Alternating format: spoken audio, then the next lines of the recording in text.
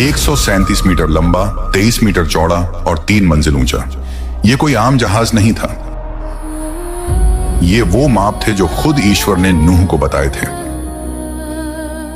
आदेश बिल्कुल साफ था, बिना किसी शक के। अपने लिए एक जहाज बनाओ। बस यही एक वाक्य था और इसके साथ ही इंसानी इतिहास के सबसे बड़े और सबसे अजीब कामों में से एक की शुरुआत हो गई। बाइबल हमें जहाज का साइज बताती है, लकड़ी का नाम बताती है और यह भी बताती है कि वह क्यों बनाया जा रहा था। लेकिन वह यह नहीं बताती कि नूह को इसे बनाने में किन किन मुश्किलों का सामना करना पड़ा।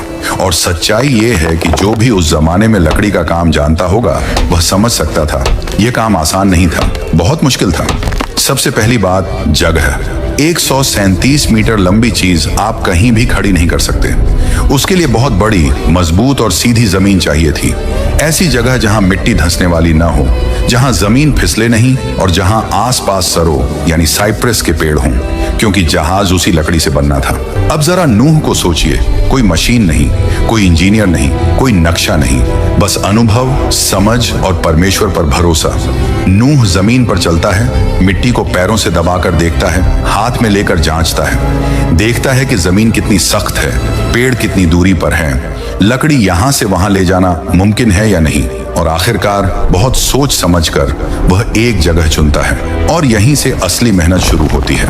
बड़े बड़े पत्थर हटाने पड़ते हैं, जमीन के अंदर गहरी जड़ें होती हैं, उन्हें उखाड़ना पड़ता है, हर जगह को बराबर करना पड़ता है। यह काम देखने में भव्य नहीं था, न कोई तारीफ, न कोई तालियां, बस मिट्टी, पसीना और थकान। और फिर एक और समस्या थी जो आज के लोगों को शायद समझ में भी ना आए, नमी। उस समय बारिश नहीं होती थी। बाइबल बताती है कि जमीन से भाप उठती थी जो पूरी धरती को गीला रखती थी। मतलब मिट्टी अक्सर नम रहती थी और नम मिट्टी जल्दी कीचड़ बन जाती है, औजार उसमें धंस जाते हैं, लकड़ी गीली हो जाती है, जमीन कमजोर पड़ जाती है। इसलिए बहुत मुमकिन है कि नूह ने जमीन के चारों तरफ छोटे छोटे नाले बनाए हों ताकि पानी वहां से बह जाए और काम की जगह खराब न हो। ये पानी आसमान से नहीं गिर रहा था, ये खुद धरती से निकल रहा था। और जब नूह ये सब कर रहा था, लोग उसे देख रहे थे। कोई हंस रहा था, कोई मजाक उड़ा रहा था, कोई कह रहा था ये आदमी पागल हो गया है, इतनी बड़ी जमीन क्यों साफ कर रहा है, यहाँ तो कभी पानी भी नहीं आया, जहाज किस लिए। लेकिन नूह किसी को जवाब नहीं देता, क्योंकि वह लोगों के हिसाब से काम नहीं कर रहा था, वह ईश्वर के कहे मुताबिक काम कर रहा था। जब जमीन आखिरकार काफी मजबूत और सूखी हो गई, तब अगला बड़ा काम शुरू हुआ, लकड़ी जमा करना। परमेश्वर ने साफ कहा था, जहाज सरों की लकड़ी से बनाना। सरों के पेड़ छोटे नहीं होते, वे बहुत बड़े, भारी और मजबूत होते हैं। ऐसे पेड़ काटना आज भी आसान नहीं होता, और उस जमाने में तो और भी मुश्किल था। एक दो पेड़ नहीं, सैकड़ों पेड़, हर दिन वही काम, कुल्हाड़ी उठाओ, वार करो, फिर वार, फिर वार। कई घंटों के बाद जाकर एक पेड़ गिरता, जंगल में उसकी आवाज गूंजती, लेकिन पेड़ गिरने से काम खत्म नहीं होता था। अब सवाल था, इतने बड़े तनों को वहां तक कैसे पहुंचाया जाए जहां जहाज बन रहा था। न पहिए थे, न ट्रक, न मशीनें। तो उन्होंने वही तरीका अपनाया जो पुराने जमाने के लोग जानते थे, लकड़ी के गोल लट्ठे। बड़े तने के नीचे छोटे लट्ठे रखे जाते, रस्सियों से खींचा जाता, धीरे धीरे थोड़ा थोड़ा करके लकड़ी आगे बढ़ती। जैसे ही तना आगे जाता, पीछे के लट्ठे उठाकर आगे रख दिए जाते। ये काम बहुत धीरे होता था, थकाने वाला था और कभी कभी खतरनाक भी। लेकिन हर लकड़ी जो वहां पहुंचती, नूह के लिए एक बात की याद दिलाती, मैं जो कर रहा हूं वह बेकार नहीं है। आसपास के लोग यह सब देखते थे। इतनी बड़ी बड़ी लकड़ियां एक अजीब सी खाली जमीन की तरफ जा रही थीं। लोग और ज्यादा मजाक उड़ाने लगे, लेकिन नूह रुका नहीं, क्योंकि जो आदमी परमेश्वर की बात सुन लेता है वह दुनिया की हंसी से नहीं डरता। धीरे धीरे लकड़ी इकट्ठा होने लगी। अब वह समय आ गया था जब सिर्फ काटना और ढोना ही नहीं, बल्कि कुछ खड़ा करने का वक्त था। ऐसी चीज जो पहले कभी किसी ने नहीं बनाई थी, ऐसी चीज जो आने वाले समय में सिर्फ एक जहाज नहीं बल्कि जिंदगी की आखिरी उम्मीद बनने वाली थी। जब काफी सारी लकड़ी जमा हो गई, तब नूह के सामने अगला और सबसे जरूरी काम आया, जहाज की नींव बनाना। कोई भी बड़ा काम ऊपर से नहीं, नीचे से शुरू होता है। और इस जहाज के लिए सबसे अहम चीज थी उसकी रीढ़। रीढ़ मतलब जहाज का वो हिस्सा जिस पर पूरा वजन टिका रहता है। 3 मंजिलें, जानवर, खाना, पानी, सब कुछ उसी पर निर्भर था। अगर यहाँ जरा सी भी गलती होती तो पूरा जहाज कमजोर पड़ जाता। लेकिन यहाँ एक बड़ी दिक्कत थी, इतना लंबा पेड़ होता ही नहीं। 137 मीटर लंबी लकड़ी किसी एक पेड़ से मिल ही नहीं सकती थी। इसका मतलब साफ था, कई बड़े बड़े तनों को आपस में जोड़कर एक सीधी और मजबूत रीढ़ बनानी होगी। यह काम ताकत से ज्यादा समझदारी का था। नूह और उसके बेटों ने लकड़ियों को इस तरह काटा कि वे एक दूसरे में फिट हो जाएं। पुराने जमाने के कारीगर यह तरीका जानते थे। लकड़ी में खास कट लगाए जाते थे ताकि दो टुकड़े जुड़कर एक मजबूत हिस्सा बन जाए। फिर उन जोड़ों को और मजबूत करने के लिए कड़ी लकड़ी के खूंटे ठोंके जाते थे। जब सब कुछ ठीक से फिट हो जाता तो वो जोड़ ऐसे हो जाते जैसे एक ही लकड़ी हो। धीरे धीरे जहाज की रीढ़ जमीन पर आकार लेने लगी। अब पहली बार नूह को साफ दिखने लगा कि वह क्या बना रहा है। इसके बाद आया अगला बड़ा कदम, ढांचा खड़ा करना। ढांचे को आप जहाज की हड्डियां समझ सकते हैं। ये वो मुड़ी हुई लकड़ियां थीं जो जहाज को उसका आकार देती थीं। इन्हीं से तय होता था कि जहाज पानी में कैसे टिकेगा। हर लकड़ी को सही जगह, सही कोण पर लगाना बहुत जरूरी था। अगर एक भी लकड़ी ज्यादा झुक जाती तो पूरा संतुलन बिगड़ सकता था। इसलिए काम बहुत ध्यान से किया गया। रस्सियों को सीधी लाइन की तरह खींचा जाता, पत्थरों को लटका कर देखा जाता कि लकड़ी सीधी है या नहीं। हर बीम को बार बार झांचा जाता। कल्पना कीजिए उस मंजर को, भारी भरकम लकड़ियां, मोटी रस्सियां और कुछ लोग अपनी पूरी ताकत लगाते हुए। धीरे धीरे जमीन पर एक अजीब सा ढांचा खड़ा होने लगा। लोग दूर से देखने आते थे। अब यह सिर्फ लकड़ी नहीं रही थी, यह साफ दिख रहा था कि कुछ बहुत बड़ा बनने वाला है। लेकिन नूह जानता था ढांचा बन जाना काफी नहीं है। अब सबसे जरूरी काम बचा था, पानी से बचाव। परमेश्वर ने साफ कहा था, जहाज को अंदर और बाहर दोनों तरफ राल से ढक देना। राल मिट्टी से निकलने वाला गाढ़ा पदार्थ होता है। उसे गर्म किया जाता, फिर लकड़ी पर लगाया जाता। ठंडा होने पर वह पत्थर जैसी सख्त हो जाती थी और पानी अंदर नहीं जाने देती थी। लेकिन यह काम बहुत मेहनत वाला था। हर जोड़, हर दरार, हर कोना, अगर कहीं से भी पानी घुस गया तो महीनों की मेहनत बेकार हो सकती थी। इसीलिए नूह और उसके बेटे दिन रात यही काम करते रहे। पहले बाहर राल लगाई जाती, फिर अंदर। एक परत सूखती, तब दूसरी लगती। कई दिन, शायद कई हफ्ते इसी काम में निकल गए। आखिरकार वह दिन आया जब पूरा जहाज अच्छे से सील हो चुका था। अब वह सिर्फ लकड़ी का ढांचा नहीं था, वह एक ऐसा सुरक्षित ठिकाना बन चुका था जो आने वाली सबसे बड़ी आफत को झेल सकता था। अब बाहर का काम लगभग पूरा था, लेकिन अंदर की दुनिया अभी बननी बाकी थी। परमेश्वर ने कहा था, जहाज के अंदर अलग अलग हिस्से बनाना। मतलब यह कोई खुली जगह नहीं होनी थी। अंदर छोटे छोटे कमरे, अलग अलग हिस्से होने थे। 3 मंजिलें, हर मंजिल पर अलग व्यवस्था। यह सिर्फ आराम के लिए नहीं था, बल्कि जिंदगी बचाने के लिए था। अगर सब जानवर खुले में होते तो कोई किसी पर हमला कर देता, कोई घायल हो जाता, बीमारी फैल जाती। इसीलिए अंदर भी लकड़ी की दीवारें बनाई गईं, मजबूत, लेकिन इतनी नहीं कि जहाज पर ज्यादा वजन पड़े। अब जहाज बाहर से भी तैयार था और अंदर से भी धीरे धीरे आकार ले रहा था। और कहानी अब उस मोड़ पर पहुंच रही थी जहां सिर्फ लकड़ी और मेहनत नहीं, बल्कि ईश्वर की शक्ति साफ दिखाई देने वाली थी। अब जहाज बाहर से मजबूत हो चुका था और अंदर की दीवारें भी बन चुकी थीं। लेकिन नूह जानता था कि असली मुश्किल अभी बाकी है, क्योंकि जहाज सिर्फ लकड़ी का ढांचा नहीं था, उसे जिंदा प्राणियों का घर बनना था। परमेश्वर ने साफ कहा था, जहाज के अंदर अलग अलग हिस्से बनाओ। मतलब ये कोई खुला हॉल नहीं था, अंदर छोटे छोटे हिस्से होने थे ताकि हर जानवर अपनी जगह पर रहे। अगर ऐसा नहीं होता तो अंदर पूरा हंगामा मच जाता। नूह ने बहुत समझदारी से काम किया। सबसे नीचे वाली मंजिल पर भारी जानवरों के लिए जगह बनाई गई, जैसे बड़े जानवर जो ज्यादा वजन वाले थे। इससे जहाज का संतुलन नीचे की तरफ बना रहता। बीच वाली मंजिल पर मध्यम आकार के जानवर रखे गए जो न बहुत भारी थे न बहुत हल्के, और सबसे ऊपर वाली मंजिल पर छोटे जानवर और पक्षी। वहां हवा भी ज्यादा मिल सकती थी। यह सब किसी किताब में लिखा नहीं है, लेकिन यह एकदम तर्क संगत है। इतना बड़ा जहाज बिना योजना के नहीं चल सकता था। हर हिस्से के बीच लकड़ी की दीवारें थीं। ये दीवारें इतनी मजबूत थीं कि जानवर बाहर ना निकल सकें, लेकिन इतनी भारी भी नहीं कि जहाज पर ज्यादा वजन पड़े। फिर आया एक और जरूरी सवाल, हवा का रास्ता। इतने सारे जानवर, बंद जहाज, महीनों तक। अगर हवा का सही इंतजाम न होता तो अंदर रहना नामुमकिन हो जाता। बाइबल बताती है कि ऊपर की तरफ एक लंबी सी खिड़की बनाई गई थी जो छत के नीचे थी। इससे ताजी हवा अंदर आ सकती थी, लेकिन बारिश का पानी नहीं। इसके अलावा अंदर भी ऐसे रास्ते बनाए गए होंगे जहां से हवा घूम सके, वरना जानवरों से निकलने वाली गैसें बहुत खतरनाक हो सकती थी। अब बात आती है खाने पीने की। परमेश्वर ने नूह से कहा था, अपने लिए और जानवरों के लिए खाने का इंतजाम करो। सोचिए जरा, सैकड़ों जानवर, महीनों तक, कितना सारा खाना चाहिए होगा। सूखी घास, अनाज, फल, जड़ें, सब कुछ जमा किया गया। पानी भी बड़े बड़े बर्तनों में रखा गया। जहाज के अंदर कुछ हिस्से सिर्फ खाने के लिए थे। सब कुछ सही जगह रखा गया ताकि नमी से खराब न हो। नूह का जहाज अब एक जहाज नहीं रहा था, वह एक चलता फिरता शहर बन चुका था। लेकिन अब सबसे अहम हिस्सा बचा था, दरवाजा। इतना बड़ा जहाज और सिर्फ एक ही दरवाजा। वही दरवाजा सबसे कमजोर भी हो सकता था और सबसे अहम भी।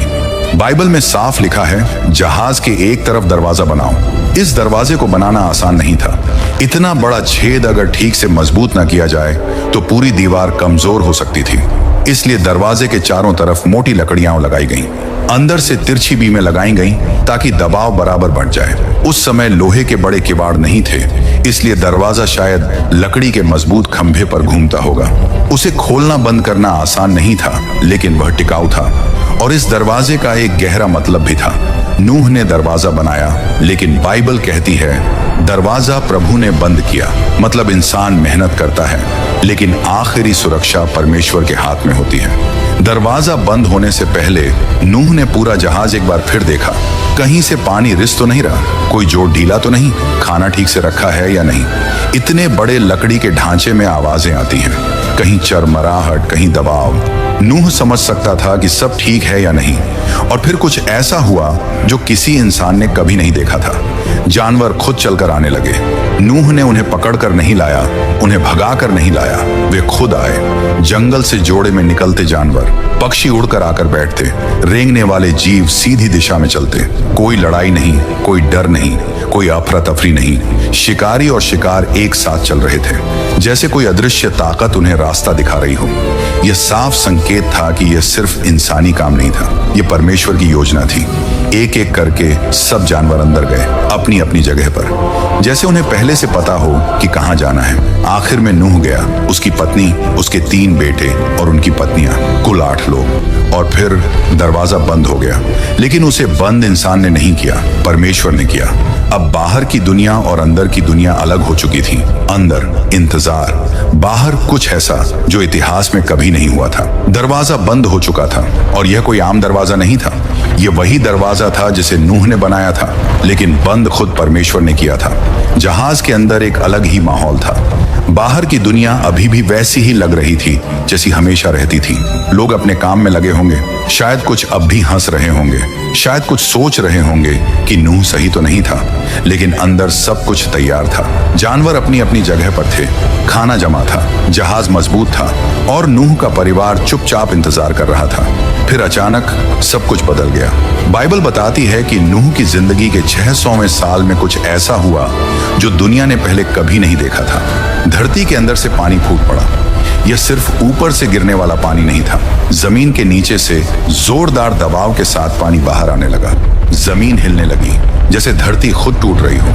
नूह और उसका परिवार जहाज के अंदर ये सब महसूस कर रहे थे। जहाज हिल रहा था, लकड़ी चरमरा रही थी, नीचे से जमीन के हिलने की आवाजें आ रही थीं, और फिर आसमान खुल गया। यह इतिहास की पहली बारिश थी, और यह कोई हल्की फुहार नहीं थी। भारी भारी बूंदें लकड़ी पर जोर से गिरने लगी। आवाज इतनी तेज थी कि बात करना मुश्किल हो गया। गरज, बिजली, अंधेरा, सब कुछ एक साथ। जो लोग बाहर थे उन्होंने ऐसा कभी नहीं देखा था। पानी ऊपर से गिर रहा था, नीचे से भी उठ रहा था। पानी बढ़ता गया, धीरे धीरे, फिर तेजी से। जहाज जो सालों से जमीन पर खड़ा था, अब पहली बार हिलने लगा। फिर एक पल आया जब वह जमीन से उठ गया। जहाज तैरने लगा। नूह और उसके परिवार के लिए यह डरावना भी था और अद्भुत भी। लकड़ी हिल रही थी, फर्श कांप रहा था, जहाज पानी पर झूल रहा था। वही जहाज जिसे लोग मजाक समझते थे, अब जिंदगी बचाने वाला था। जहाज के अंदर अब एक नई दिनचर्या शुरू हो गई। हर दिन जानवरों को खाना देना, पानी देना, उनके हिस्सों को साफ करना। यह आसान काम नहीं था। जानवरों की आवाजें, उनकी गंध, थकान, सब कुछ सहना पड़ता था। लेकिन नूह और उसका परिवार जानते थे कि यही उनकी जिम्मेदारी है। बाहर क्या हो रहा था वे देख नहीं सकते थे, लेकिन वे महसूस कर सकते थे पानी लगातार बढ़ रहा था। जहाज ऊपर उठता जा रहा था, कभी दाएं झुकता, कभी बाएं। बाइबल कहती है कि पानी इतना बढ़ गया कि पहाड़ तक डूब गए। पुरानी दुनिया, शहर, पेड़, मैदान सब खत्म हो गया। अंदर जहाज में एक अजीब सा सन्नाटा था। बाहर पूरी दुनिया मर रही थी, अंदर जिंदगी बची हुई थी। बारिश 40 दिन और 40 रात तक होती रही, लेकिन कहानी यहीं खत्म नहीं होती। बारिश रुक गई, लेकिन पानी फिर भी कम नहीं हुआ।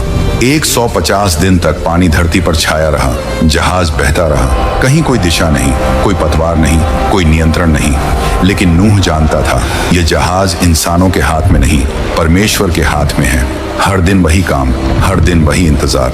और फिर बहुत लंबे समय के बाद बाइबल में एक बहुत खूबसूरत लाइन आती है, और परमेश्वर ने नूह को याद किया। मतलब परमेश्वर ने नूह को छोड़ा नहीं था। सब कुछ योजना के मुताबिक था। एक हवा चली, पानी धीरे धीरे कम होने लगा। दिन बीतते गए, महीने बीतते गए, और फिर एक दिन जहाज रुका। वह किसी चीज से टकराया नहीं, वह धीरे से टिक गया। बाइबल बताती है कि जहाज अरारात के पहाड़ों पर आकर ठहर गया। नूह ने ऊपर की खिड़की खोली। कई महीनों बाद ताजी हवा अंदर आई, रोशनी आई, लेकिन बाहर की जमीन कैसी है यह अभी साफ नहीं था।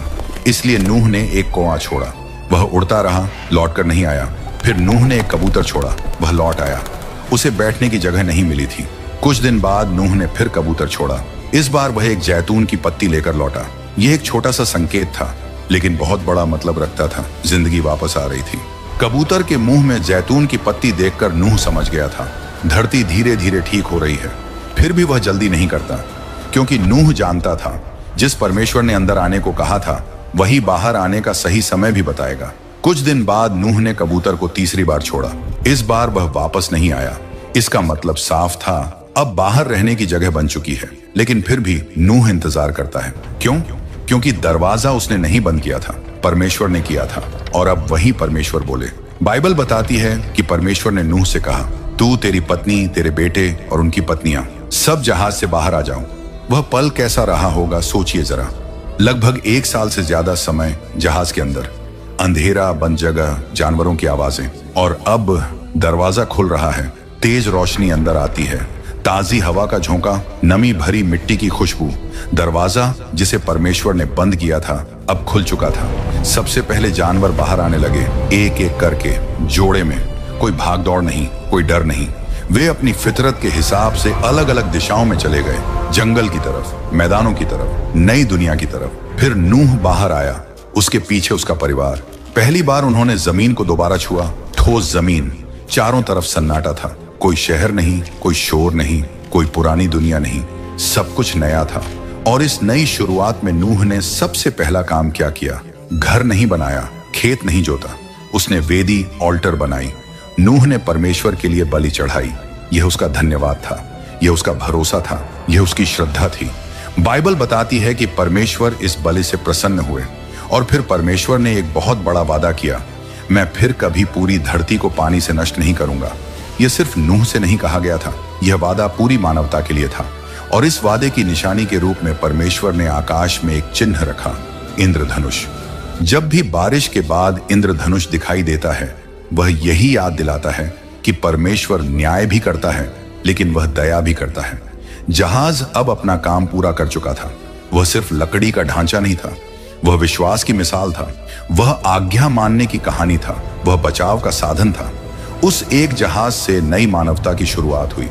नूह के बेटों से आगे चलकर देश बने, जातियां बनी, दुनिया फिर से भरी। लेकिन जहाज की कहानी वहीं खत्म नहीं होती। वह आज भी हमें यह सिखाती है कि जब परमेश्वर कुछ कहे और दुनिया हंसे, तो दुनिया की हंसी से ज्यादा परमेश्वर की बात पर भरोसा जरूरी है। क्योंकि जब समय आता है तो वही भरोसा जिंदगी बचाता है। जहाज सिर्फ पानी में नहीं तैरा था, वह विश्वास पर टिका था। और यही वजह है कि हजारों साल बाद भी नूह और उसका जहाज आज भी याद किया जाता है। क्योंकि जिसने परमेश्वर की सुनी वही बचा।